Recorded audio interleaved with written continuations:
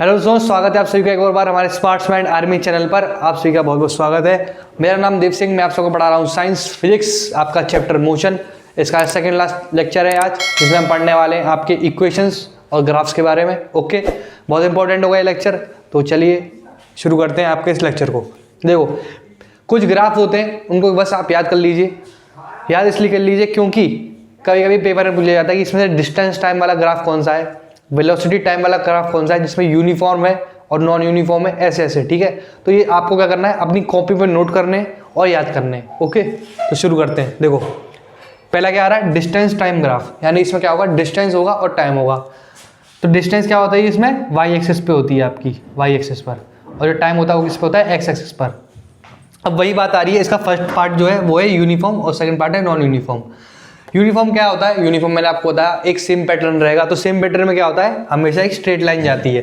अगर यहाँ 10 किलोमीटर थी और यहाँ 1 आवर था, तो यहाँ 2 होगा, तो यहाँ 20 होगा। ठीक है, ये हो गया यूनिफॉर्म। अब वही बात करते हैं नॉन यूनिफॉर्म की, जिससे क्या होगा, नॉन यूनिफॉर्म का मतलब है 1 घंटा 10 किलोमीटर, 2 घंटे में 20 किलोमीटर नहीं होंगे, कुछ और होगा, हमेशा चेंज होगा। तो क्या होता है, 10, 20, 30 हैं, ये हो गया 1, ये हो गया 2.5, ये हो गया 3.2। ठीक है, ऐसे। ठीक है, समझ गए। अब इसी के साथ आपके आगे चलते हैं। ये तो आपके हो गए डिस्टेंस टाइम ग्राफ। इसमें ज़्यादा कुछ समझाने का है नहीं, आपके एनसीईआरटी में थोड़ा सा कुछ नहीं, उनको बस अच्छे से फिगर के साथ एक्सप्लेन किया उन्होंने, तो उस पर इतना ज़्यादा टाइम गंवाने की कोई ज़रूरत है नहीं। बस आपकी इक्वेशन ऑफ मोशन जो मैं आपको करवाऊँगा, उनको थोड़ा ड्राइव करना पड़ेगा और उन्हीं को याद रखना है आपको। अब किस पे आ रहे हैं, वेलोसिटी टाइम ग्राफ पर। वेलोसिटी टाइम ग्राफ, अच्छा, यानी वेलोसिटी होगी और टाइम होगा। ओके, तो पहले बना लिया v और एक बना लिया t। ओके, तो कितने टाइप के होते हैं, uniform velocity, non uniform velocity. Okay, बहुत सही है।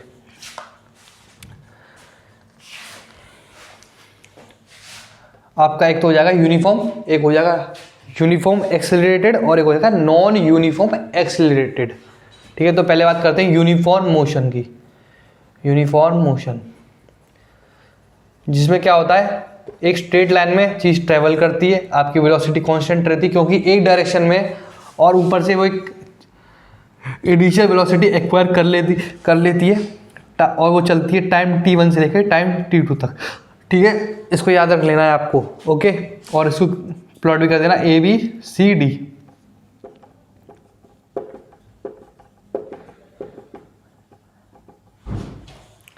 ये हो गया फर्स्ट ग्राफ। आपका सेकंड ग्राफ कौन सा होता है, जिसमें कहता है यूनिफॉर्मली एक्सेलरेटेड।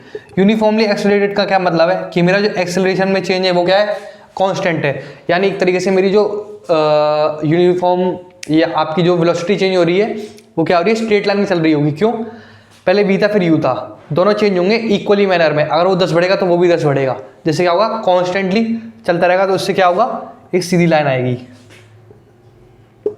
भाई बता देना, ठीक है, ज़्यादा तेज हो रहा हो तो, समझ नहीं आ रहा हो तो।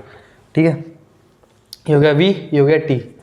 अब आते हैं थर्ड टाइप पर। ये होगा फर्स्ट, ये होगा सेकंड, ये होगा थर्ड। थर्ड में क्या होता है, non uniform. Non uniform accelerated. Non uniform accelerated बहुत आसान है, कुछ नहीं है इसमें। नॉन यूनिफॉर्म एक्सेलरेटेड क्या मतलब है, ये नहीं होगा, हमेशा चेंज होगा। जो मैंने अभी आपको इससे पहले जो ग्राफ बनवाया था वही होगा सेम, कि v हमारी ये रहेगी, जिसमें कोई भी सेम चेंज नहीं हो सका, कुछ भी हो सकता है, ऐसे भी बन सकता है। ठीक है, वो ऐसे। ओके, देख लिया, ये सेम नहीं है। ठीक है, इसे भी बना लेना और ये पॉइंट्स दे देना, पॉइंट्स को नाम ABCD। अब मैं ये क्यों बनवा रहा हूँ, क्योंकि देखो आपके पेपर में पूछ लिया जा सकता है कि वेलोसिटी टाइम ग्राफ कौन सा है यूनिफॉर्म मोशन का, ये वाला बनाना है, या फिर मल्टीपल चॉइस क्वेश्चन भी आ सकता है, उसमें भी दे सकता है। ठीक है, अब चलते हैं किस पे, आपकी इक्वेशन ऑफ मोशन पर। तो देखो, अब आपके आते हैं इक्वेशन ऑफ मोशन पर। पहले क्या करते हैं, डेफिनेशन लिख लेते हैं इक्वेशन ऑफ मोशन की। ठीक है, बहुत बढ़िया सी, आपके एनसीईआरटी में दे रखी है। व्हेन ए बॉडी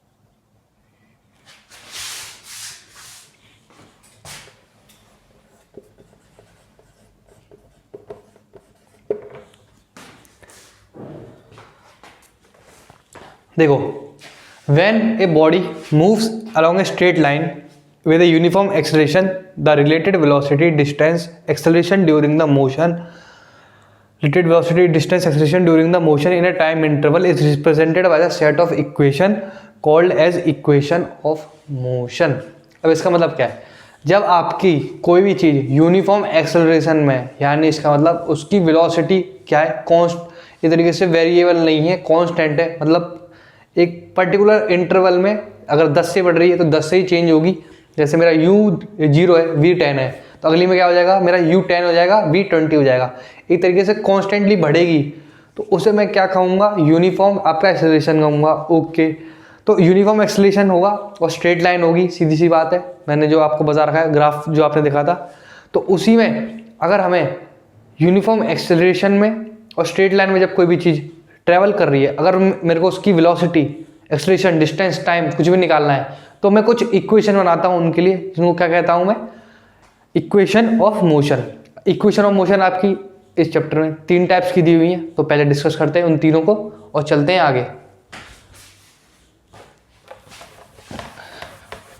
ठीक है, अभी मैं एक एक करके सारी इक्वेशन लिखवाऊंगा और डेरिवेशन कराऊंगा। ठीक है, उसको आप लिख लेना अपनी कॉपी में, जो बहुत इंपॉर्टेंट होती है क्योंकि पूछी जाती है हर जगह। ये आपका, अगर आप कब तक पढ़ोगे, 12th तक पढ़ोगे ना, तो 12th तक अगर आप साइंस लेते हो 11th में, ये 12th तक आपका साथ नहीं छोड़ेगी। ठीक है, ये आपको परेशान, और आपकी मर्जी हो, आपको परेशान करेगी या करेगी वो मैं नहीं जानता। ठीक है, तो पहली क्या आ रही है आपकी, फर्स्ट इक्वेशन ऑफ मोशन जो है आपकी, वो है v is equal to u plus A T, यानी final velocity is equal to initial velocity plus acceleration into time taken. तो ये कैसे निकालते हैं, देखो पहले हम बना लेते हैं ग्राफ। ओके, जिसमें क्या होता है आपका v आपकी वेलोसिटी है ऊपर, वेलोसिटी, नीचे क्या टाइम। ओके, आप क्या करते हैं, पहले तो स्ट्रेट लाइन खींच लेते हैं। क्यों, यूनिफॉर्म एक्सीलरेटेड मोशन है, जिसमें क्या होता है हमेशा स्ट्रेट लाइन खींची जाती है। ग्राफ आपको आता ही होगा, जो मैंने बनवा दिया है। आप क्या करते हैं, इस ग्राफ को थोड़ा सा यहाँ से कट कर देते हैं। क्यों, क्योंकि इसमें हम मान रहे हैं कि जो आपकी इनिशियल वेलोसिटी है वो थोड़ी देर बाद चालू हुई है, यानी या तो आप उसे रेस्ट भी मान सकते हो, ठीक है, या कुछ भी मान सकते हो, पर हम एक जनरल क्लासिफिकेशन कर रहे हैं, इसलिए क्या करेंगे हम, एक तरीके से आपका देखो इक्वेशन निकालते हैं तो हमेशा जनरली निकालते हैं। तो जनरली निकालते हैं तो क्या होता है, आपकी इनिशियल वेलोसिटी को मैं क्या ले रहा हूँ, उसमें 0 नहीं ले रहा हूँ। क्यों, अगर देखो, अगर किसी ने बोल दिया कि इसकी इनिशियल वेलोसिटी 10 है, तो आप कैसे बताओगे, क्योंकि आपने डेरिवेशन 0 से कर रखी होगी। तो आपको एक जनरली एक आइडिया देने के लिए मैं u को थोड़ी लेट से लूँगा, और ये सारे क्वेश्चनों में होगा। ठीक है, तो ये हो गया मेरा u। ठीक है, अच्छे से बनाना, ठीक है भाई। ये हो गया मेरा v। ओके, और ये हो गया मेरा t, यहाँ से लेकर यहाँ तक। और क्या करते हैं, इसे ज्वाइन कर लेते हैं। तो ये क्या हो गया, ए बी है, क्या बन रहा है ये देखो,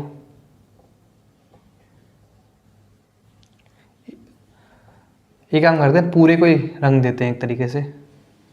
आपका ये पॉइंट हो गया ए, ये हो गया बी, ये हो गया सी, ये हो गया डी, ये हो गया ई। ओके, बहुत बढ़िया। अब देखो इसमें यू क्या दे रखा है, यू है आपका ए बी। ओके, आपका वी क्या है इसमें, आपका वी है इसमें सी ई। ओके, और आपका टी क्या है, बी सी। अब मैं कर रहा हूँ, मेरे को इसमें एक्सेलरेशन निकालना है, तो एक्सेलरेशन के लिए मैं क्या करूँगा, एक्सेलरेशन आपका क्या होगा, एक्सेलरेशन होगा आपका स्लोप ऑफ ग्राफ। ठीक है, स्लोप ऑफ ग्राफ क्या होगा। अब देखो मैंने नेमिंग करने के बाद क्या करता हूँ, आपका जो एक्सेलरेशन होता है आपको मालूम ही होता है, वो क्या होता है आपका v अपॉन टी, यानी v minus U upon T. ठीक है, वी टी या फिर v minus U upon T, यानी change in velocity divided by time. तो change in velocity upon time को हम किस में डिनोट करते हैं, ए ई से डिनोट करते हैं, यानी स्लोप। तो slope of we T graph क्या होगा, आपका एक्सेलरेशन देता है, और जिसको क्या बोल रहे हैं हम, ए ई। और ए ई को मैं क्या लिख सकता हूँ, ए ई को मैं लिख सकता हूँ आपका ए ई एक्सेलरेशन जो है E D upon B C. तो आपका एक्सेलरेशन क्या हो गया, E D is equal to C E minus A B upon B C, A is equal to V minus U upon T, और यहाँ से अगर आप ड्राइव करोगे ए टी ऊपर मल्टीप्लाई वी माइनस यू, और यहाँ से आ गई आपकी final equation v is equal to U plus A T. ठीक है, अब चलते हैं आपके सेकंड पार्ट पर, और उसके बाद एक और इक्वेशन आपकी, और उसी के साथ आपका आज का लेक्चर यहीं पर समाप्त करेंगे फिर। Okay,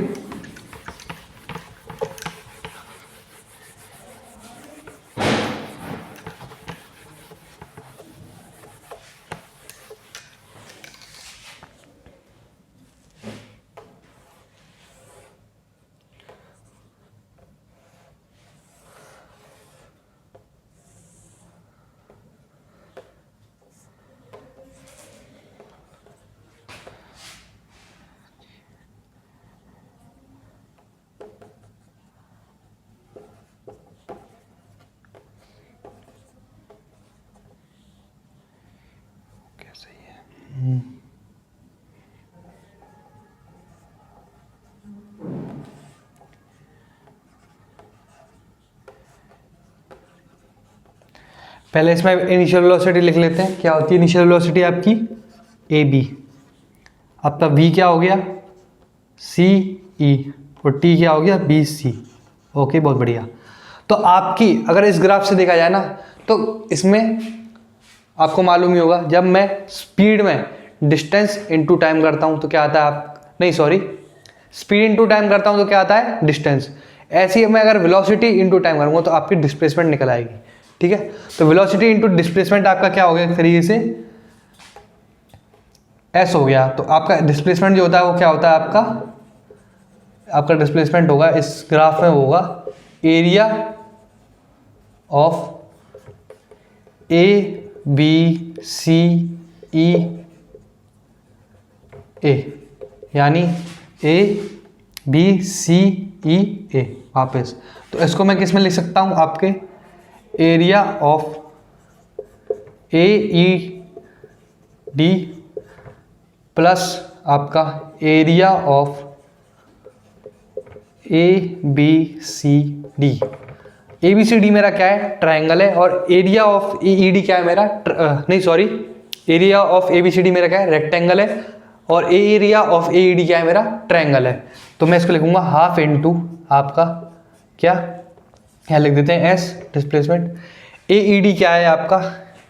A E D into A D, जिसको मैं क्या लिख सकता हूँ? ए डी को मैं क्या लिख सकता हूँ? ए डी को मैं लिख सकता हूँ आपका बी सी, क्योंकि ये जस्ट इसके ऊपर है, खुद देखो आप। Plus area of A B C D जो क्या होगा? Length into breadth, length into breadth यानी A B into B C. Okay, ठीक है। तो हाफ इंटू ई डी क्या है आपका?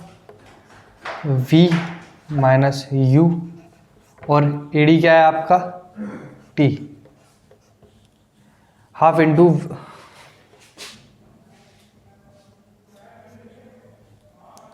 प्लस आपका ए बी क्या है? ए बी है आपका u, और बी सी क्या है आपका? t। तो ये क्या हो गया? U T plus half. अब देखो v माइनस यू, इसमें फर्स्ट इक्वेशन लगाएंगे आपकी v is equal to U plus A T. इसमें क्या होता है आपका? v माइनस यू क्या होता है? ए टी के बराबर होता है। ठीक है, इधर लिख देना यूजिंग फर्स्ट इक्वेशन। तो ये क्या आ गई आपकी? v माइनस यू आ गया आपका ए टी, और t क्या हुआ? t का स्क्वायर। तो ये हो गई आपकी सेकंड इक्वेशन, जिसको हम क्या बोलते हैं? s is equal to U T plus half A T square. ठीक है, इसके बाद अब आपकी आखिरी इक्वेशन ऑफ मोशन और कर लेते हैं। सब कुछ सेम यही रहेगा, बस थोड़ी सी चेंज होगा।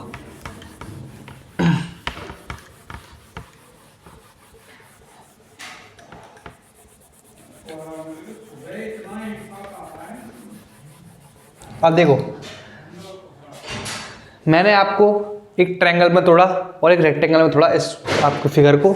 अब मैं क्या करता हूँ? इसको हटा ही देता हूँ ना। क्यों? क्योंकि मेरे को ये ट्रेपेजियम दिख रहा है। ट्रेपेजियम जानते हो ना, दो पैरेलल साइड होती है। ठीक है, और दो पैरेलल साइड होंगी और उनकी शेप डिफरेंट हो सकते हैं, लेंथ भी डिफरेंट हो सकती है। तो क्या मैं सीधे लिख सकता हूँ इसमें कि डिस्प्लेसमेंट एक और चीज़ हो सकती है मेरी, वो क्या होगी? Area of trapezium. तो देखो आपकी डिस्प्लेसमेंट को मैं एक और चीज़ क्या लिख सकता हूँ? Area of trapezium A B C D E. तो ट्रेपेजियम का एरिया क्या होता है, देखो S is equal to half into sum of parallel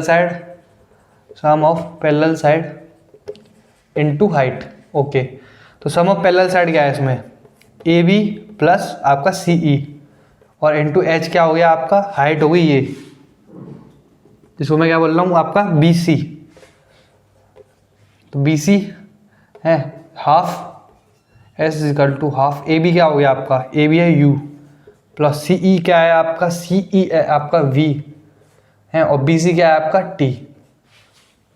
ठीक है, अब मैं क्या कर रहा हूँ, देखो एक और चीज़ लगाते हैं इसमें, लगा दे क्या बताओ, इसमें हम लगा रहे हैं आप ये वाली इक्वेशन आपकी जो इधर से आएगी, एक्सेलरेशन क्या होता है आपका v minus U upon T, तो t क्या हो गया मेरा v माइनस यू अपॉन ए। ठीक है, इसमें यही यूज़ हो रही है। ठीक है, लिख लेना from the equation of acceleration, from the equation of acceleration, तो ये होगा v प्लस यू, और t क्या हो गया आपका v minus U upon A S, जिसको मैं अगर फाइनल लिखूंगा तो क्या आएगा 2as is equal to V square minus U square. कैसे, आपने प्रॉपर्टी पढ़ी होगी नाइन्थ में कि a प्लस बी क्या होता है मेरा, a plus B into A minus B होता है आपका A square minus B square.